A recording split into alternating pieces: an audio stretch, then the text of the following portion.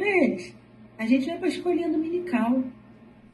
Olhar para fora, porque hoje, né, qualquer criança tem um celular e está ouvindo uma coisa dessa aí. E coisas piores, né?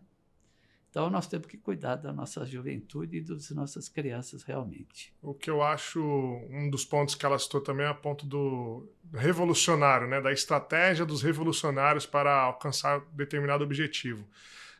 A gente tem mais do que um revolucionário. A gente tem um salvador da nossa alma, que é Jesus Cristo, que norteia os nossos pensamentos, os nossos princípios, os nossos valores. Eles estão totalmente ligados ao que Jesus disse. E Jesus, quando ele veio trazer o seu exemplo de vida, não era para trazer divisão sobre classes sociais, trazer divisão sobre diferenças raciais, diferenças de escravo ou livre, ou servo ou senhor. Jesus ele veio para trazer união. E a gente consegue ver até na própria biografia de Jesus que o motivo pelo qual ele foi morto foi exatamente por não ter começado uma revolução do povo judeu contra o Império Romano. Então, até esse exemplo de Jesus, que decidiu se entregar como um cordeiro, né? Agora na linguagem cristã, dizendo assim, ele se entregou até a morte para a salvação da humanidade. Mas o ponto de onde começou a perseguição e morte dele foi dele não se colocar como um líder revolucionário de classes. Né? Tanto que o motivo de Judas ter traído ele foi exatamente esse. Ele achava que Jesus ia instaurar ali uma rebelião contra Roma. Sim. Então, assim, a nossa fé não está fundamentada num revolucionário que vai vir para trazer a igualdade através do próprio homem. Né? É uma elevação espiritual do ser humano, daquele que é crente em Jesus, mudança de pensamento, mudança de vida, mudança de... a famosa metanoia, né, que a gente entende, que é a mudança total de pensamento, né, faz um 180 no pensamento e muda a rota. Então eu acho que a maior arma que a gente tem, como cristãos, como crentes, para combater isso, é apresentar o que Jesus foi, o exemplo dele, que é o exemplo perfeito. Entendeu? E é por aí que eu imagino mais ou menos que seja. Puxando esse gancho aí do Clodoaldo, pastor, se me permitir, é assim, ele falou dessa estratégia revolucionária, né, de buscar, enfim, de alguma forma influenciar, e que Jesus não buscou essa divisão, né, através de classes sociais, muito pelo contrário, buscou uma revolução do pensamento, né? Ou seja, o ser humano se fazia novo e as suas atitudes por si só demonstravam que ele era um cristão, né? E ela fala lá e usa questões da palavra de forma muito segmentada, isolada, recortada, né? Para falar e dividir, né? Que é justamente... E mostra que não conhece, né? Porque fala e fala errado, né? Exato. Ela fala lá do rico que não vai entrar no céu. Explica pra gente aqui, entendeu? Como é que é isso? Será que se o Clodoaldo já tá virando aqui quase que tem... Quantos táxis, Clodoaldo? 750?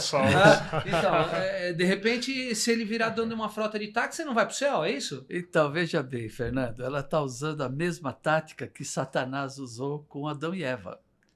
Porque Adão e Eva, quando eles estavam ali no paraíso, Deus tinha dado uma ordem para eles, para não tocar na árvore da vida. E então ele falou, olha, não coma dessa árvore, que essa aí não pode proibir. Se vocês tocarem, vocês vão ter conhecimento, vocês vão abrir os olhos, vão ser como Deus. Então Deus proibiu.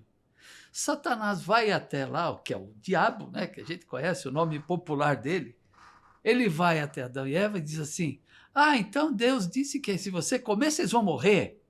Veja que ele muda a palavra de Deus. E Eva diz assim, não foi isso que ele disse.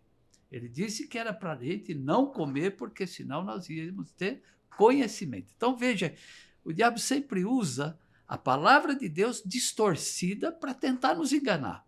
Ela pega e diz assim, olha, o rico não vai entrar no reino dos céus. Jesus não disse isso. Ele disse, é mais difícil um rico entrar no reino dos céus do que um camelo passar pelo buraco da agulha. Por que ele está falando isso? No contexto, Deus está falando daqueles que confiam no dinheiro, daqueles que têm amor ao dinheiro, que colocam o dinheiro como seu Deus, o dinheiro em primeiro lugar.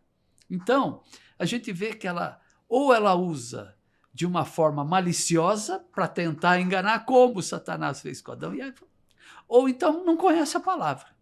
Então, para a gente usar uma coisa, a gente precisa conhecer.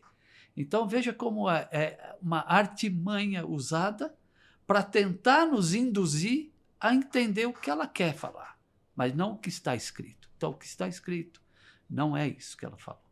Então, essa é a estratégia que eles usam. Essa é a estratégia. Eles pegam a verdade, distorcem a verdade e fazem com que a mentira pareça verdade. A Bíblia diz assim: há caminhos que aos olhos do homem parecem bom, mas no fim são caminhos de morte.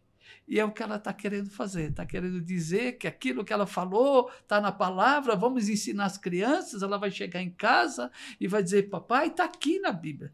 Mas a hora que você vai ler a Bíblia, não é o que ela está falando. Então, ela mostra desconhecimento, despreparo e a mesma estratégia de Satanás. Deus nos dá estratégia para o bem, mas aqueles que não sabem usam para o mal. Então, tem exemplos na Bíblia, como foi citado aqui, o próprio Judas, né? Jesus chamou, deu a ele ali a bolsa de dinheiro, colocou sobre ele a responsabilidade, botou tudo. Ele tinha tudo para dar certo, mas ele preferiu acreditar o quê? Na mentira. Ele achou que Jesus...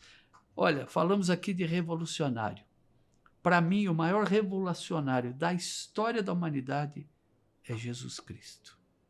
Só que ele veio revolucionar o mundo para o bem. Agora, esse tipo de revolução, eu acho que ninguém quer.